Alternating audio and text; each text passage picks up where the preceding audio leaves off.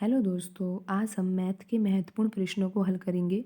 दोस्तों, इन प्रश्नों के अभ्यास के माध्यम से आप अपनी किसी भी परीक्षा की तैयारी को बेहतर कर सकते हो। आइए दोस्तों शुरू करते हैं आज का पहला प्रश्न। दोस्तों, इस प्रश्न में दिया गया है कि एक दुकानदार विक्रय मूल्य पर 40% का लाभ कमाता है, उसका क्रय मूल्य पर लाभ क्या होगा। तो दोस्तों यहाँ पर आपको प्रतिशत में दिखाई दे रहा होगा कुछ।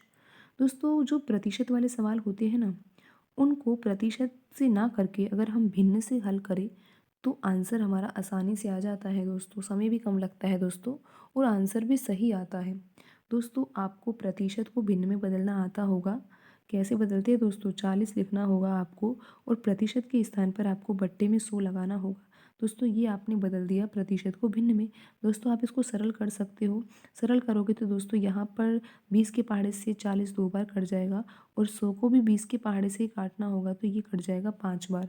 तो दोस्तों आपने बदल दिया 40% को किस में, भिन्न में, और भिन्न में बदल के ये आ गया 2/5। तो दोस्तों अब आप यहाँ पर ये ध्यान दीजिए कि यहाँ पर लिखा हुआ है विक्रय मूल्य पर। दोस्तों आपने 40% को बदल दिया 2/5, तो अब ये लिखा हुआ है विक्रय मूल्य पर लाभ। तो दोस्तों यहाँ पर जो ये 5 लिखा हुआ है ना नीचे, ये तो है आपका विक्रय मूल्य। बिल्कुल दोस्तों, इसी तरीके से इस सवाल को हल करना है। और दोस्तों लाभ है ना ये, तो ये 2 क्या है आपका लाभ। दोस्तों आप समझ गए होंगे कि कोई वस्तु, दोस्तों आप इसको इकाई के रूप में कीजिए कि 5 इकाई तो क्या है हमारा विक्रय मूल्य और 2 इकाई है हमारा लाभ। दोस्तों जब आपको पता है कि लाभ जो है वो 2 इकाई हो रहा है तो क्रय मूल्य कितना होगा दोस्तों। दोस्तों अगर क्रय मूल्य 3 इकाई होता है और उस पे 2 का लाभ मिलता है हमें, तभी तो विक्रय मूल्य 5 रुपये होगा। दोस्तों 3 रुपये की कोई वस्तु खरीदी गई और उसको 5 रुपये की बेच दी गई, तभी तो हमें 2 रुपये का लाभ होगा। बिल्कुल दोस्तों, आप समझ गए कि यहाँ पर जो क्रय मूल्य है वो कितना है दोस्तों। क्रय मूल्य है 3 इकाई। विक्रय मूल्य कितना है दोस्तों, विक्रय मूल्य है 5 इकाई।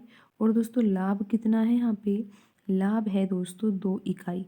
दोस्तों आप समझ गए, क्रय मूल्य 3 है, लाभ 2 का हो रहा है तो विक्रय मूल्य 5 ही होगा। और दोस्तों आपको अब ये निकालना है कि क्रय मूल्य पर लाभ क्या होगा।